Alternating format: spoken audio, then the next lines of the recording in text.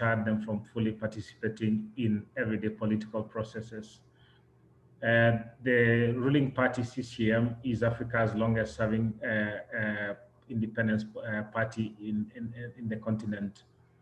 In Zanzibar, you will recall that in 2005, the elections were controversially annulled by the chair of the Electoral Commission, while the military invaded the National Tallying Center. The unilateral move by the Electoral Commission chair led to the emergence of an electoral crisis, which has not been resolved, even as the country goes into the next election. The incumbent President John Magufuli will be running for final constitutional second term against a backdrop of growing concerns about the human rights and rule of law record. His tenure has seen the gradual and systematic fall in the country's democratic credentials, in which opposition politicians have been on the receiving end of significant amounts of violence. We will all still recall the attempt on the life of Tundu Lissu, who is the presidential candidate for the main opposition political party, Chadema.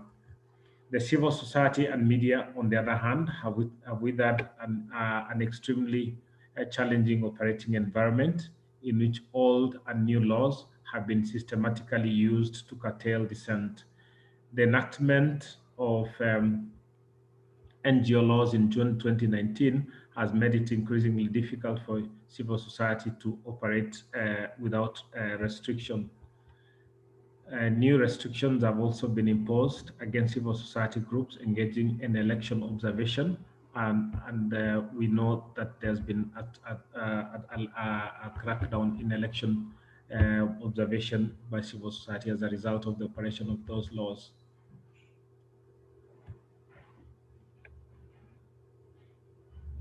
The 2020 elections have triggered widespread concerns of human rights violations and violence, given the experience of the last election and the ensuing elections. The rapid deceleration of the rule of law in the country risks throwing Tanzania into disarray if no intervention is made. There is growing concern, there is growing tension in the country and volatility ahead of the election. It is against this backdrop that a coalition of civil society organizations, which calling itself the Tanzania Election Watch, have come together from the region to increase vigilance on the general election in Tanzania. The Tanzania elections take place in the context of an invitation by President Magufuli that international observers are welcome to witness what is going on in Tanzania. And the putting together of the Tanzania Elections Watch is at one level the result of the concerns that I've expressed above, but on the other hand, a response to the official invitation by President Magufuli that international observers are welcome to observe the election. So a group of organizations working in the region have come together to establish this platform, the Tanzania Elections Watch. And we have been extremely lucky to attract the participation and support of some of the leading human rights activists, leaders, defenders, academics, and practitioners from the region and beyond. And the group of that group of leaders is what we've constituted into a panel of eminent personalities who will be at the vanguard of the effort of the Tanzania Election Watch that we are putting up together. So this afternoon's activity is to launch the Tanzania Elections Watch and also to unveil the panel of eminent personalities who will be at the vanguard of the effort that we are putting together.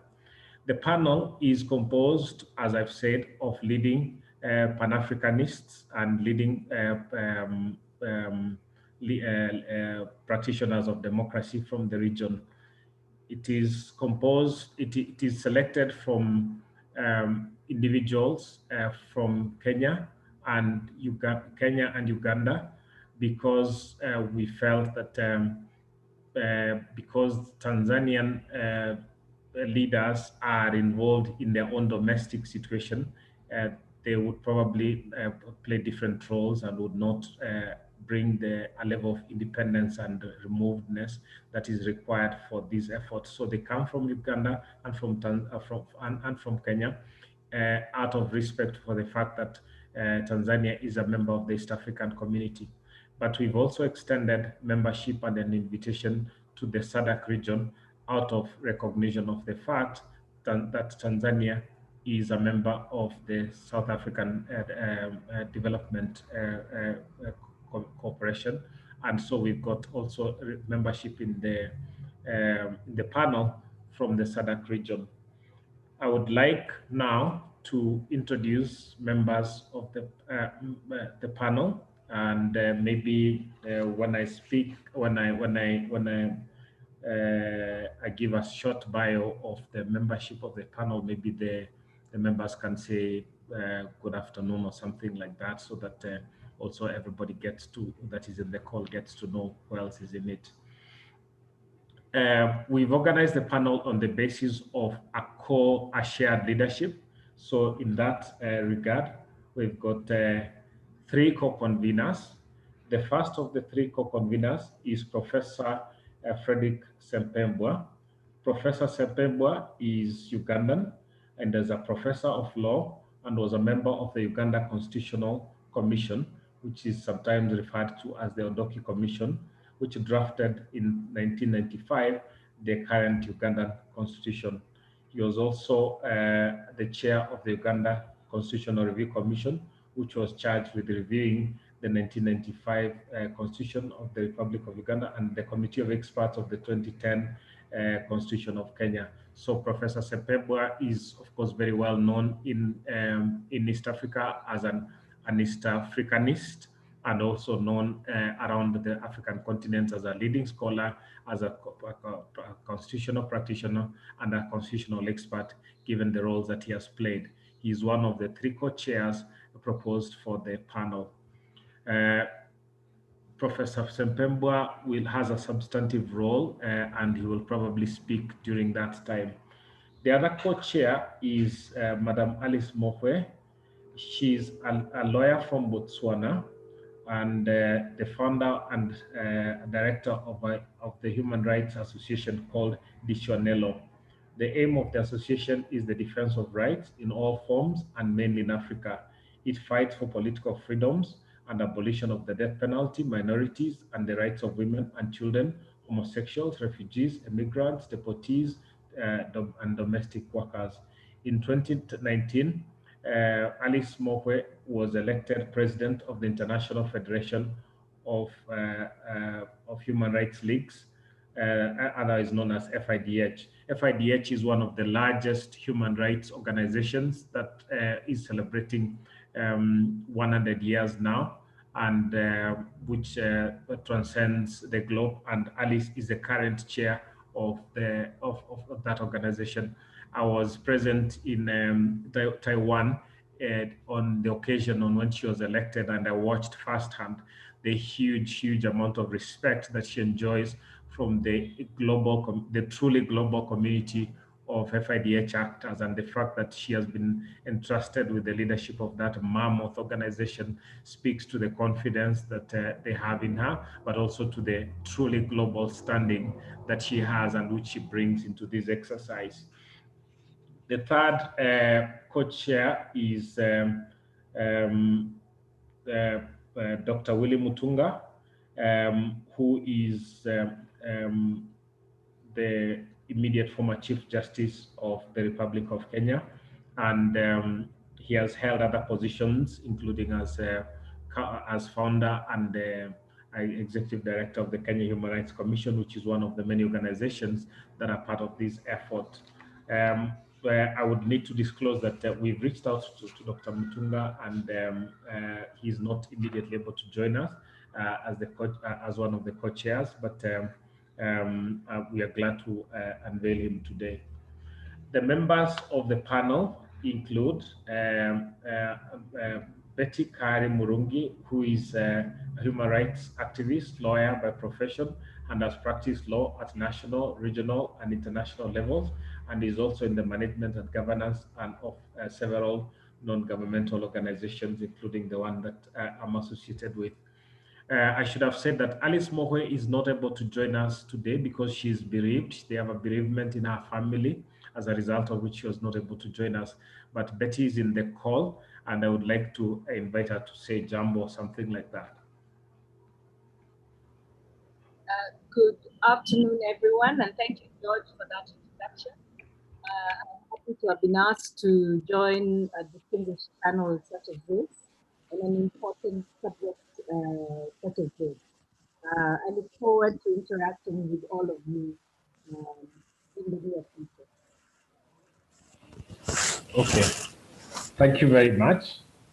The next member of the panel is Madam Niria Matembe, who is a former member of the Pan-African Parliament, a former member of the Ugandan cabinet, and an author, a women's rights leader and activist, and a very, very prominent East African who has spoken and written on several issues to do with areas of interest. One of which, as I've said, is the role of women in political leadership. Please welcome and say something to the audience. Good evening, colleagues.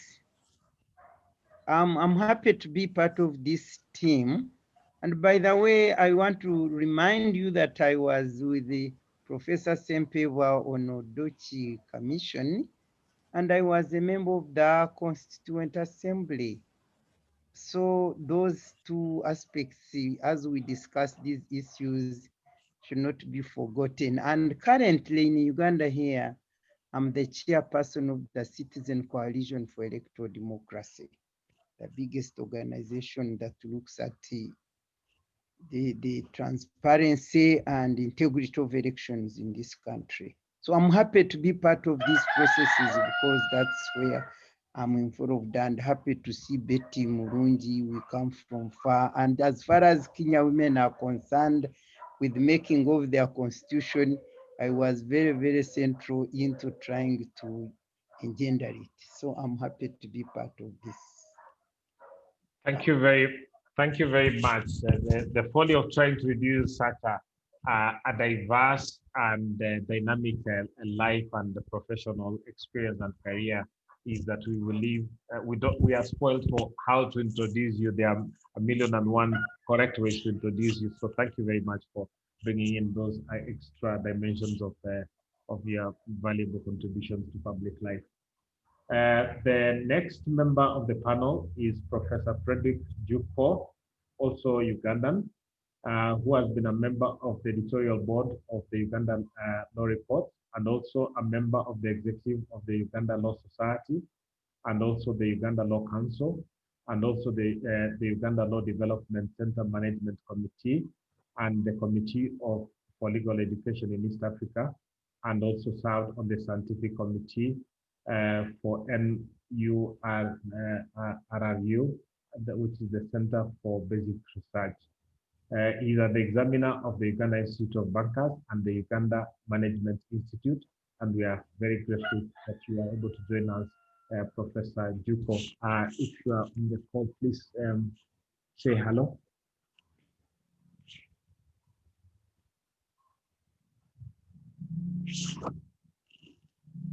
It doesn't seem that we have him on the call or that he's able to say hello. Then we have the next member is the Honorable Lady Justice Lydia Mugambe, who is a judge of the High Court of Uganda since 2013. Before joining the judiciary, she worked at the United Nations International Criminal Tribunal for Rwanda in Arusha, Tanzania, as a legal officer in the Chamber and Appeals Council in the Appeals and Legal Division from 2003. I would like to give her a chance also to say hello.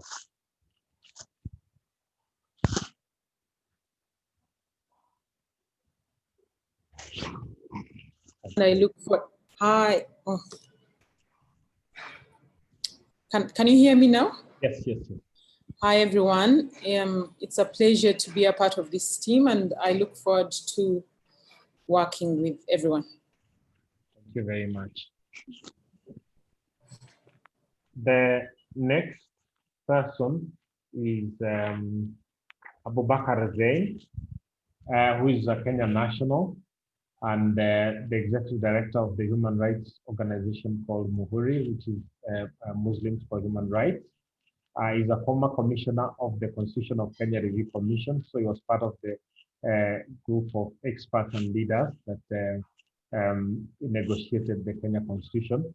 He's a former member of the East African Legislative Assembly, and he was also a member and founding.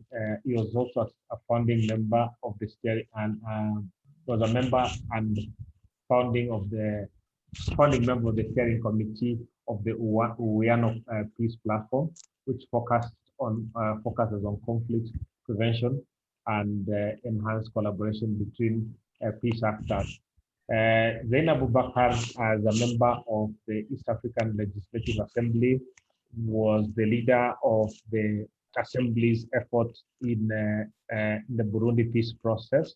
And so he has not only leadership abilities, but he also brings practical and practitioner level experience into this effort in terms of peace building. You're welcome and say hello. Good afternoon. Thank you for your kind introduction. I am privileged and honored to be part of this effort, which is built on African solidarity. I'm looking forward to working with all of you and hopefully making a difference in our continent. Thank you very much. You're most welcome. The next member is Alice Nderitu, who is a Kenyan armed conflict analyst and mediator, educator, and author. She has won a number of awards recognizing her commitment to peaceful resolution of conflicts throughout Africa and innovative approaches to mediation. She's a member of the African Union Network of African Women in Conflict Prevention and Media, FEMWISE, the Women Waging Peace Network, the Community Voices for Peace and Pluralism, and is a columnist in the East African newspaper. Alice Nderitu is very well known by Kenyan human rights actors because she was also in the country's human rights official human rights commission, where she was one of the leading members and had a hugely accessible relationship with civil society and had and was greatly facilitative in the engagement with the official functions of the government. So we are very happy to have you alongside everybody else here. Alice, please say hello.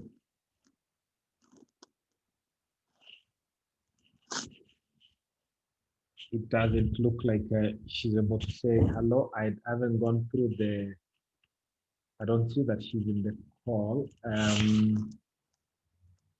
No, I don't think she's in the call. The next member is Professor Chaloka Bayani, another very difficult to introduce person because his life has, in his life, he has done so many things. Let me introduce him as a leading academic from the African continent in Europe, where he's held important positions in academia. And in Kenya, he's known as one of the foreign nationals that gave support to the country's constitutional reform process. And he has also served as the UN Special Rapporteur on internal displacement. He's also, as an academic, obviously, a very prolific writer and author. And we are extremely privileged that we have you in this panel. Of course, as a Zambian national, he brings a much needed SADC side to the panel. Chaloka, you've got the floor. Hi, George. Hi, fellow panelists and colleagues. Thank you very much. I'm delighted to be a member of this panel. And I'm convinced that each generation has to answer its call. And electoral justice in Africa is the call of our generation. Without it, constitutional democracy, the rule of law, and human rights are eroded. So that's where the fight actually starts in order for those virtues to be enjoyed by African people generally. Thank you very much. Thank you very much for those words. The next member is David Macalee, a veteran journalist with over 25 years experience in print and broadcast media, as well as a civil society activist and leader for press freedom. He has founded many organizations dedicated to just press freedom as a key aspect of the human rights freedoms that we all aspire for. Until 2018, he was the editorial head of Radio Africa Group, which is one of the large broadcast and print media organizations in Kenya. Among other positions he has held include as managing editor of the Nairobi Law Monthly. The Nairobi Law Monthly is a publication that has a very activist tradition, founded in at the tail end of the one-party era in Kenya, and played an extremely prominent role in backing the country's multi-party politics. And David was one of the, as a young journalist at the time, was one of the activists and journalists that gave impetus to the work they were doing and the reputation that Nairobi Law Monthly went on to enjoy. He has also been worked in the Sunday Standard, one of the three main newspapers in Kenya, Expression Today, and was the director and founder of the Media Institute. He's also been a columnist for the Daily Nation, the Standard, the Star, and a resident political analyst and commentator for various TV organizations. He's also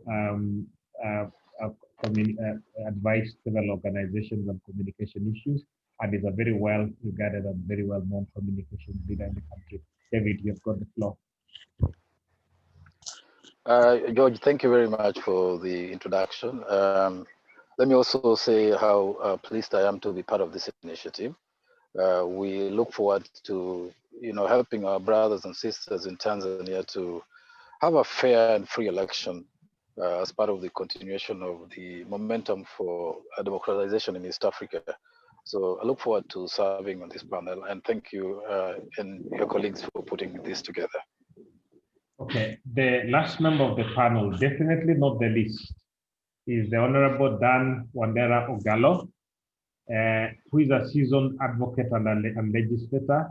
He's a senior counsel and partner of Victoria Advocate and legal consultant in Kampala. As a lawyer, he has handled a number of constitutional and electoral related court cases. He's a former member of the East African Parliament. He's a former member of Parliament of Uganda, where he was a commissioner of Parliament, chairperson of the Legal and Parliamentary Affairs Committee, chairperson of the Rules and Disciplinary Committee. He's also chaired the Parliamentary Select Committee that probed the Uganda Railways Corporation, and was later vice chairperson of the Parliamentary Committee that probed the alleged junk helicopters purchased by the Ministry of Defense. We are extremely grateful to have you here, and we welcome the many skills and the leadership roles that you've played in and around East Africa, and which we think will be greatly valuable to the work we are trying to do together. Please say hello. Thank you for the introduction. It is an honor and privilege for me to be among such distinguished persons called upon to meet the challenges of today.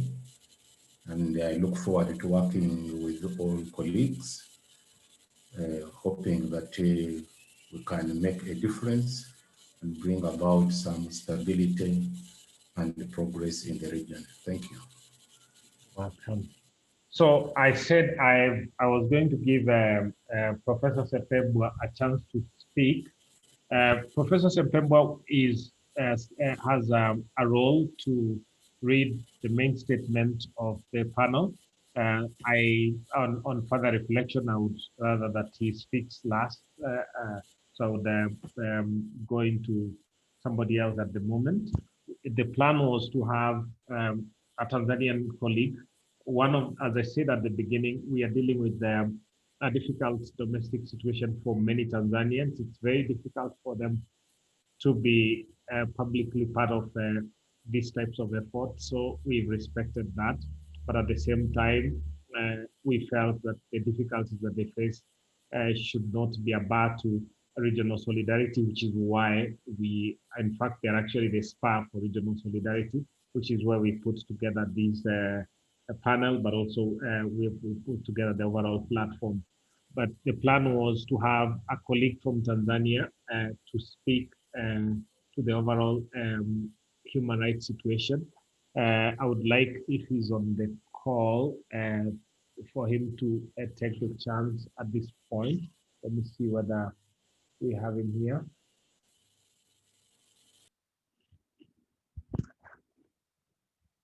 This is a Tanzanian colleague who is in exile, which is the only safe place to speak about Tanzania from. So I don't think we have him. I'll skip that. I'll give a chance now to James Luyombia. James Luyombia works for Kituo cha Katiba, which is an organization based in Kampala, Uganda. Kituo cha Katiba is one of the many civil society organizations from the region that are supporting the platform that we put together. So his role will be a solidarity message, so that and he will help to give confidence to everybody that is following these proceedings that we've got a fairly wide support for what we're trying to do. So James, you've got the floor to give some remarks of a solidarity statement for what we're trying to launch this afternoon.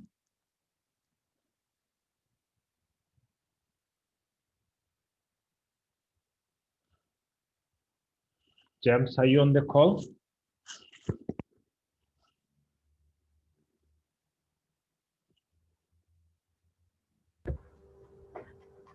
James is not on the call, but Ansbat is on the call.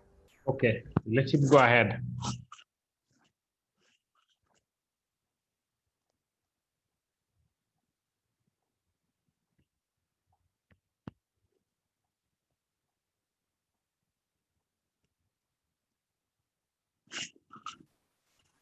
Hello, can you hear me now? Yes, can hear you. I'm sorry we didn't get through at the first time. Thank you so much for inviting me to this occasion. I feel honored to be part of this initiative. Yeah, as you said, I'm Ansbat Ngurumo, a journalist in exile. And like you said, it's the only place that is remaining for Tanzania to speak up on issues concerning our country. I've been a political journalist for over 20 years. I've been editor and commentator and analyst on political matters in Tanzania, and a human rights defender.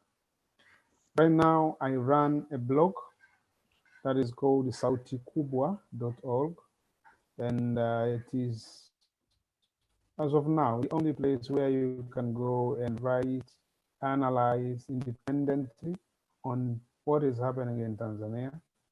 And it has helped a lot in shaping some opinion on what is happening in the world. So I'm happy to have you colleagues here for this regional solidarity regarding our country, a country that used to be the center. And, you know, when we spoke of peace in solidarity in Africa, Tanzania was, you know, at the center. But now we need everybody around us to rescue us from this prevailing situation. As we speak about the election that is about to happen, it's all matters to do with justice, fairness, independence, openness, and freedom. And those are the things that I cannot see in today's Tanzania. Unfortunately, from where I stand and on what I see happening in Tanzania, we have had 5 years of unfair and unfree grounds on which this coming election in October is going to be based. So much as we wish it to be free and fair election, I don't want to sound pessimistic, but I think this is the only way to put it forward. There is no fair, there is no free election in Tanzania, because the grounds for fairness and for freedom has been eroded already. If you remember well, in 2015, when we had the last general election, we have the union election and the Zanzibar election, of course, which was not noted mostly was the Zanzibar occurrences whereby the election was annulled controversially, whereby the winner was not allowed to win, was not announced winner, and they have been ruling the Zanzibar in the absence of the main party that won the election for 5 years. So that is the background of which the Zanzibar election right now is going to be held. On the part of the union government, you know better than I do what has been happening in many things in terms of human rights, tortures that have taken place, abductions and killings of activists, journalists, and and everybody who speaks up. And the denial of freedom for people to speak freely, to convene freely without fear.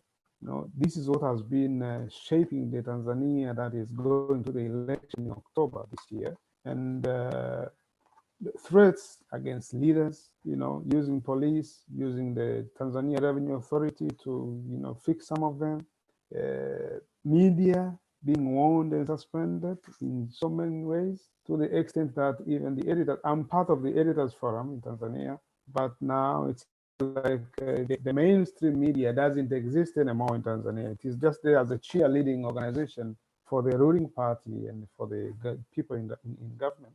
And right now, as we experienced in the past 1 month, towards the official beginning of the electoral process of the campaigns, I mean, the candidates from the main opposition parties in so many numbers have been disqualified.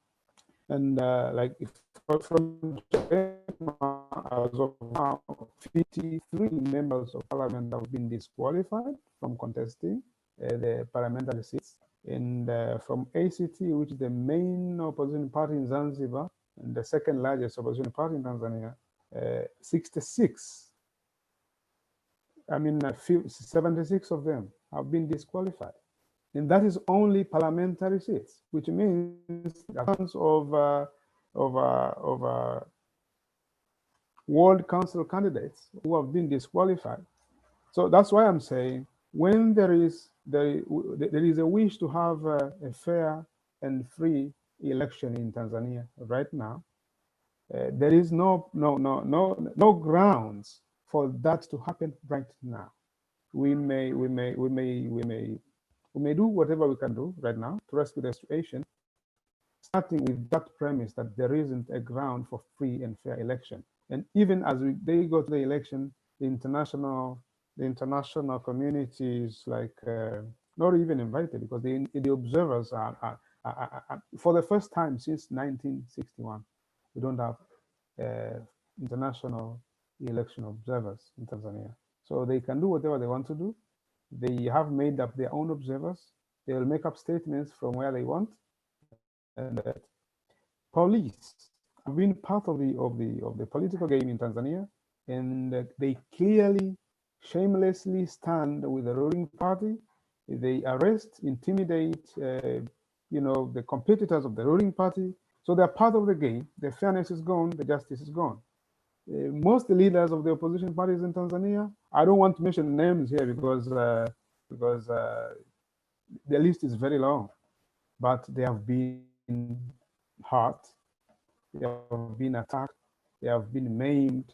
Some of them have even been, they have been, their bank accounts have been even confiscated and bankrupted by the government because of what is happening in Tanzania.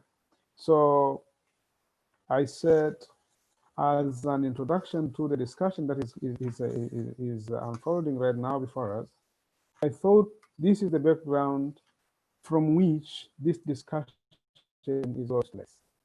And even as these candidates now go into the electoral campaigns,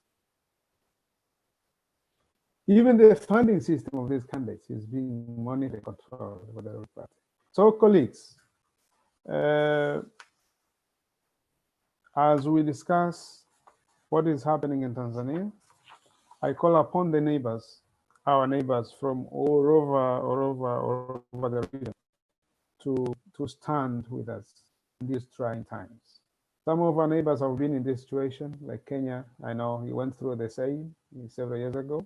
But we can learn from you and use the little remaining existing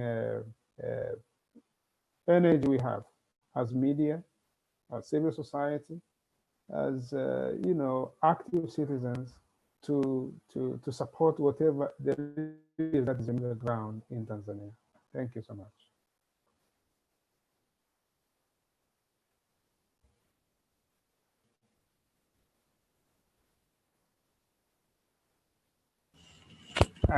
Thank you very much for that presentation that gives a very good sense of what is going on in Tanzania. The fact that people who have lived their lives, like you who have lived their lives in Tanzania, had no wish to live in a different country but have been forced out of the country because of concerns about your own safety, the concerns about the safety of such prominent people as none other than the leader of the official opposition who was almost killed, and all the reports that we've had about mysterious killings and disappearances in parts of Tanzania.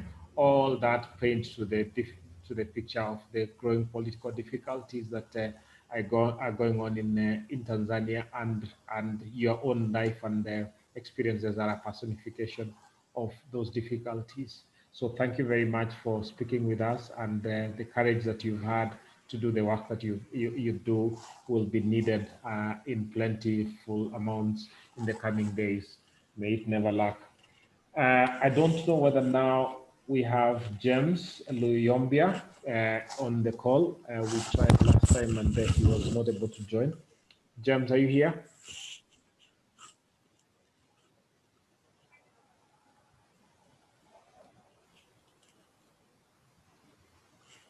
It doesn't seem that James is on or is able to speak. The James was slated to be the to give a message of solidarity with on behalf of all the other civil society actors that we are partnering with for in relation to the Tanzania Election Watch platform. Before I give a chance finally for Professor Sempemba to speak, we have not spoken much about our methods of work, the proposed methods of work. The proposed methods of work include what we've done today. This is very convening. So we will have convenings with convenings of ourselves, because the leadership, which is composed of this panel, are experts in their own rights. They have their own sources of information, and the fact of coming together in this fashion constitutes a valuable platform for sharing information on and reflections and concerns about what is going on in Tanzania. So we will have strategic convenings periodically as the election builds up. We will also have, we've also organized ourselves to collect information on the ground regarding the reports and allegations of violations of human rights and violations of electoral justice rules.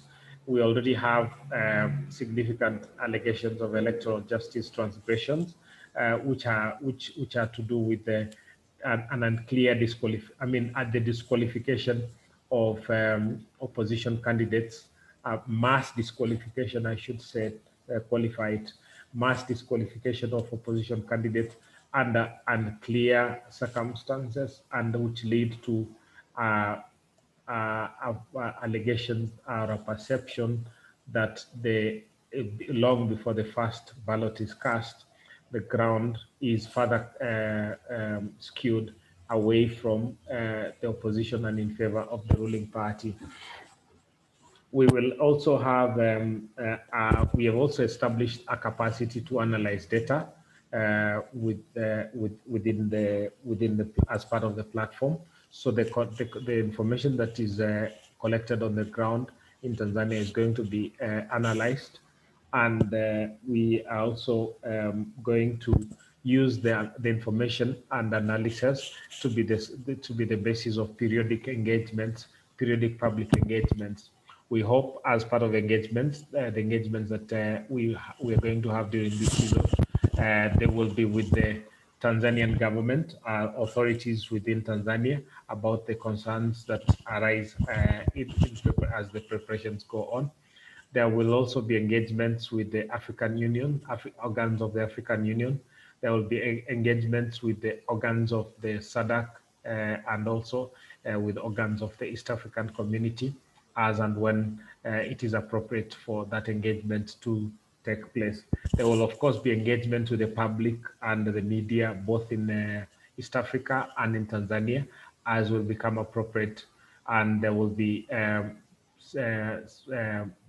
letters and private petitions and reaching out, contact with the authorities in Tanzania, because among the panel members, the panel members have been selected and invited and requested to participate on the basis that a large number of them already have a very good understanding of the region and their own connections with the Tanzanian government. So those are the methods that we will use to deliver on the objectives of the panel, which are to ensure that we have regional solidarity for the Tanzanian elections, and we also have a regional response to concerns that are already arising from Tanzania about the fairness of those elections. And if, as the situation looks at the moment, there should be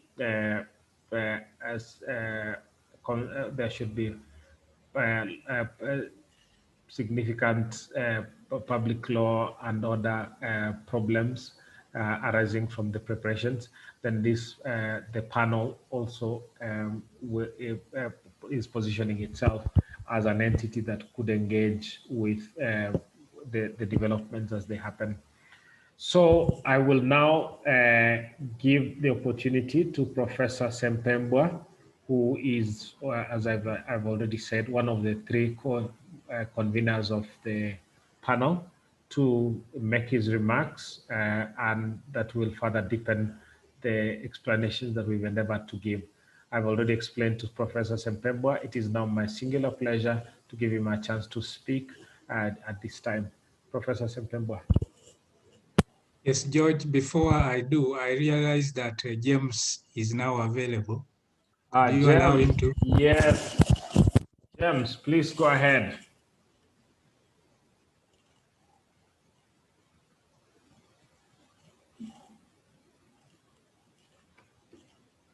Maybe not. Okay, I had seen. I think he may be.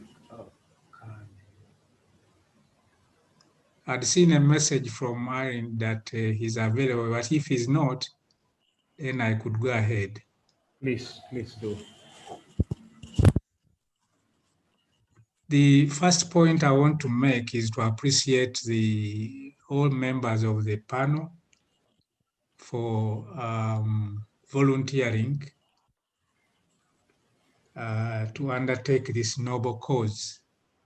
I know that you have studied the context of the coming elections, and you are willing to devote time to assist our brothers in Tanzania to come up with a truly free and fair election in the context of what has happened over the years. Secondly, I would like to assure everyone, and particularly our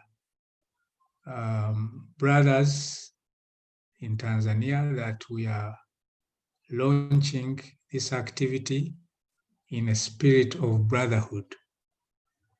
It's not the intention of and the sisterhood, panel. Professor. Hello? Sorry, I didn't get that. She makes the small but very important point that we are a brotherhood and also a sisterhood. Oh, sorry. In a spirit of brotherhood and sisterhood, yes, I agree.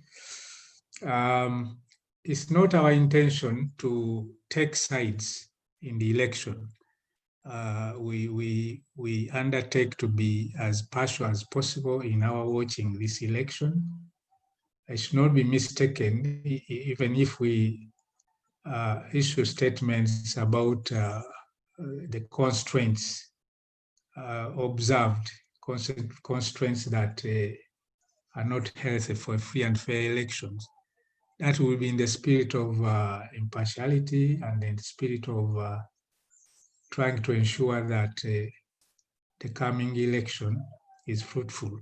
We all know that in this region, we are bound together by a common umbilical cord, which now is evidenced in the economic integration that is ongoing, and the political integration that we aspire to. So whenever there's an election in the region, it becomes a matter of common concern and interest. If it is occurring in Tanzania, it's of interest to Kenya, Uganda, Rwanda, Burundi, and so on. And if it is happening in Uganda, as it is about to happen, again, it will be of concern and interest to the other members of the community. We know very well that an election could usher in a new era of peace, stability, and progress. But if it's not free and fair, real or perceived, then the worst could happen. We could have instability, progress could be retarded. So this is what is our concern in this panel, that we ensure that the elections will usher in a new era of peace, stability, and progress. The panelists have studied the context of the coming election since the last election. And many observers have talked about what happened in the last election in 2015. We shall be issuing statements about this context, but I would like to talk about the issues that will feature in this statement and why the panel is concerned and is going to focus on some of these issues. For free and fair elections, of course, we need a lot of voter awareness, and this could be brought about by voter education, voter sensitization, And this role could be undertaken by different actors, including the media, civil society, and even the state itself. The context, of course, has brought to the fore that there have been moves to curb the freedom of the media in Tanzania, and also to constrain civil society in its efforts to sensitize the population. This, of course, includes criminalizing speech and shutting down media houses, which are not healthy. But it's hoped that within the remaining period, some positive measures could be taken, and we shall be calling for this. Positive in the towards, of course, freeing the media houses and civil society to play their role of creating awareness, voter awareness, so that the people can have a free choice. And talking about free choice, of course, this can only be brought about in a situation where everyone is free to participate, where human rights are respected, freedom of assembly, freedom of speech, and of course, liberty. That people are free to move, they are not harassed. The context we've studied so far points to some elements of, not elements, but areas of breach of human rights that constrain free choice of elections. Of course, peace and security is also important. And in this regard, the panelists will be looking at the situation in Zanzibar, which in previous elections has been prone to violence. And we hope that this will not happen. Next is a level playing field, level ground for elections. It's a pity that in Africa,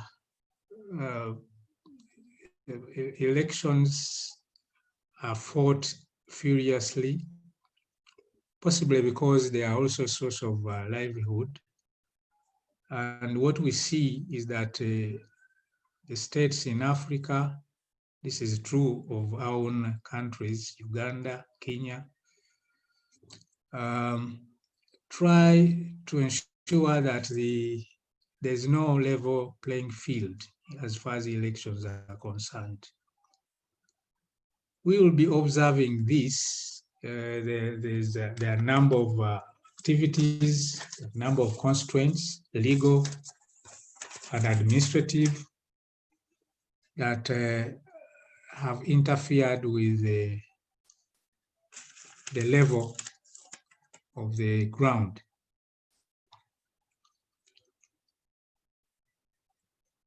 The panel will also be looking at the organization of the elections. We know very well that it's crucial to have an impartial, well-facilitated structure to organize elections. And the context we have studied is that the electoral organizing institution, the main one, Electoral Commission, has been greatly empowered to the extent of being able to interfere with internal freedoms of political parties and with the free choices of the people. Well, when we interrogate this, we may have particular answers in the context of Tanzania history, and we'll engage in dialogue over these happenings. Impartiality of state institutions that are involved in the elections, including the police and other security forces, the public service, is extremely important. And I'm sure that the panelists will also be engaging with some of these institutions through our statements, through documenting what is happening, in order to ensure that in the remaining period, the organization of elections is truly impartial.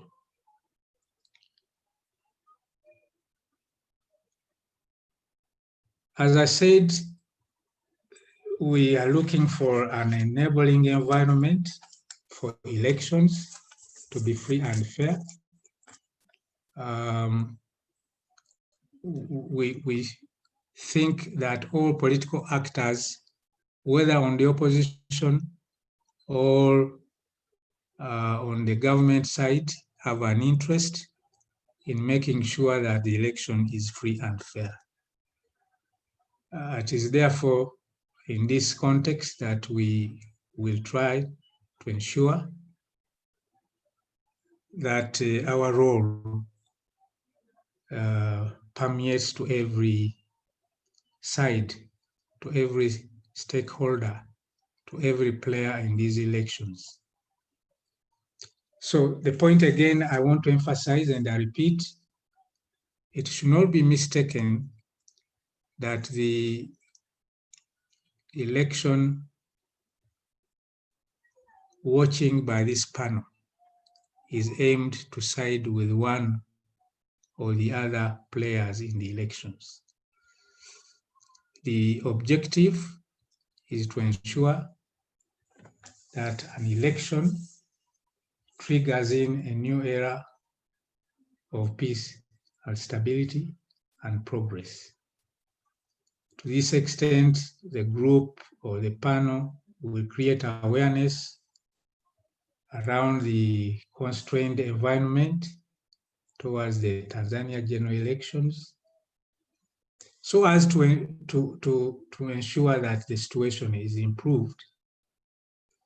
The panel will also strengthen the capacity of everyone who is studying the situation to document the happenings, whatever is going on, and create, therefore, that awareness, not only to the people of Tanzania, but everyone who has an interest in this election.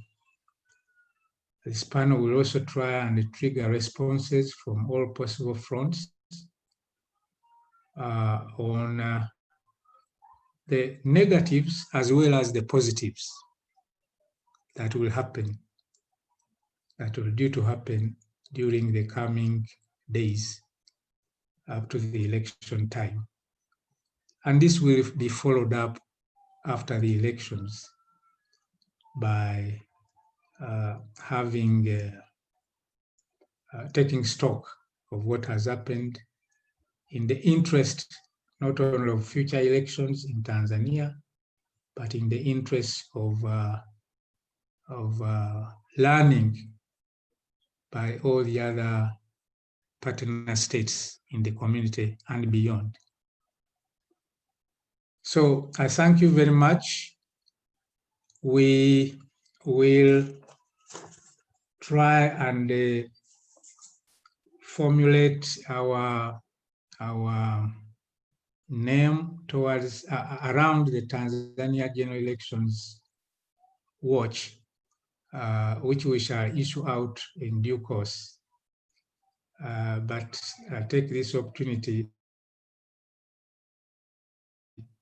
to, is it me to launch? George, is it me to launch? Okay, I take this opportunity to launch. Yes, it is. Launch the panel of eminent persons, and I thank every one of them for volunteering in this noble cause. Thank you. You're most. Thank you very, very much, Professor Sempembwa, for those remarks. He has emphasized the approaches the panel will take, the elements of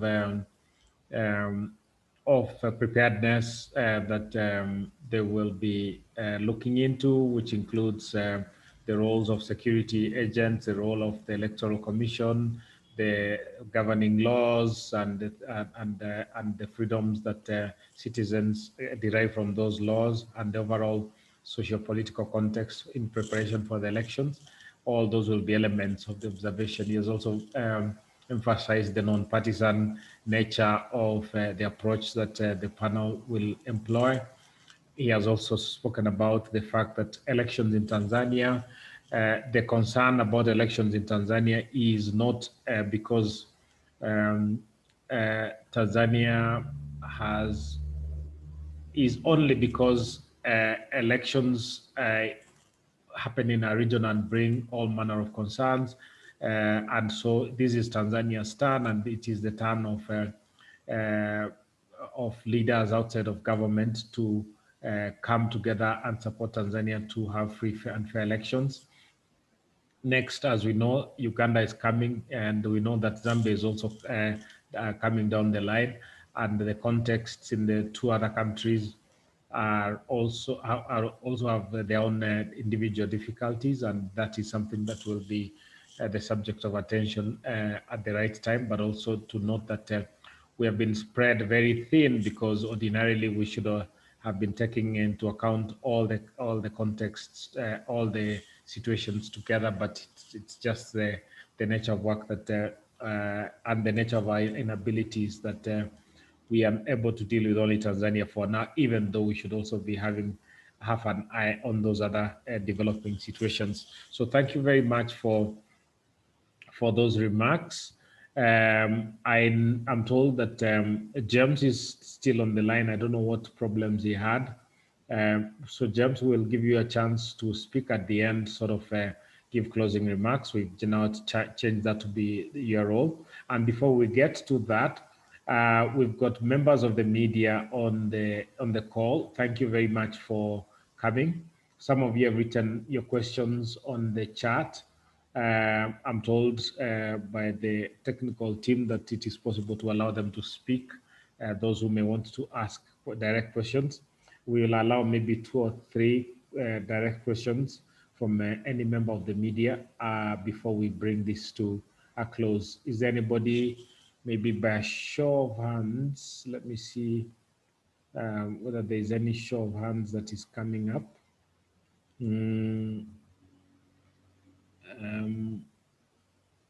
Is there a show of hands? I don't see hands here. The hands function? No, there isn't. Is there anybody who would like to speak in the media?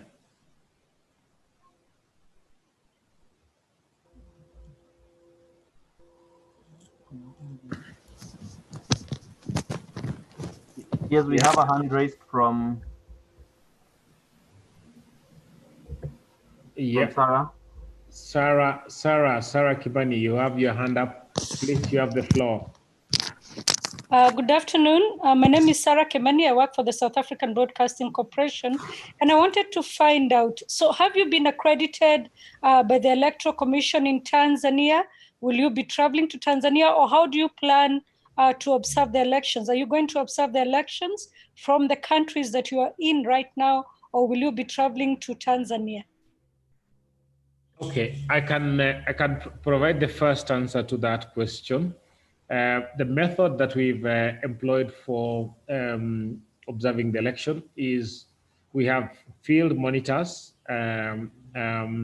So let's say we are doing a socially distanced observation because of the difficulties that we have at the moment, and also because of the political difficulties that attend to Tanzania.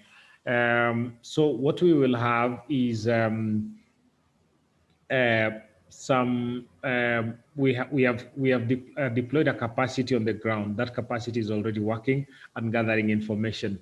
That information will be fed into a capacity that we have also created that analyzes the information and sorts it out, and that generates reports that then become the subject of engagement by the panel.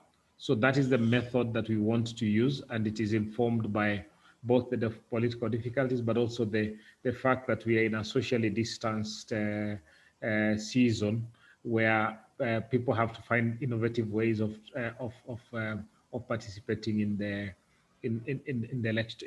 country's electoral process. I don't know whether any of the panel members has an additional perspective to that answer, to that question.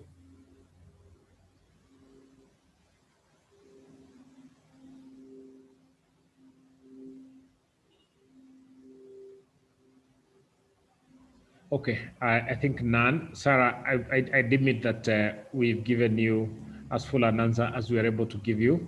It's also the case, obviously, that we are also trying to understand what we can do. We are not saying that what we have presented to you here today is something that is cooked and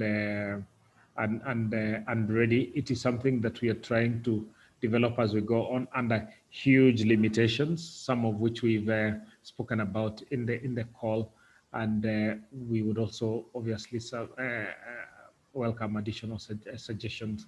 Is there any other call? Is there any other question from the media?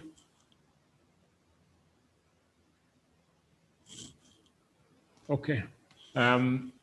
So now I will ask James to give some remarks. There will be sort of a message of solidarity and closing remarks. Thank you, George. And I'm sorry again about the hiccups of technology. I hope I'm clearer now. Yes, you are. Also like to thank our comrades in Tanzania and Kenya, the civil society fraternity there that is working around this initiative, but also more importantly to thank our eminent panelists for agreeing to be part of this Pan-Africanist call. Our agenda remains transparent. It is not a vendetta vindication or condemnation or finger pointing, but we come in a quest to argument constitutional development and electoral justice with our comrades in Tanzania. It is not an agenda, we reiterate, it's not an agenda to usurp the Tanzanian electoral trajectory in whatever way, but rather we are standing with our brothers and sisters, like Honorable Macalee said, in Tanzania, for we are one. It is a call we call upon all like-minded civil society organizations as well, including individuals, to join us in this call. Like George is saying, it is an initiative that is on the cookery, and along the way, obviously, a word of advice or two on how it can be bettered to push for its agenda will be a welcome one. From Uganda, in Kampala, and on behalf of Kituo cha Katiba, we commit our allegiance and our support and backing to our comrades in Tanzania. Of course, even like you said, Uganda, we are more or less in the same boat, and we are thin on ground, but an and or two can make the situation better. So I thank you, and even as we sign out today, may we continue to reflect on how we can make sure this is pulled off to the best it can. I thank you, sir.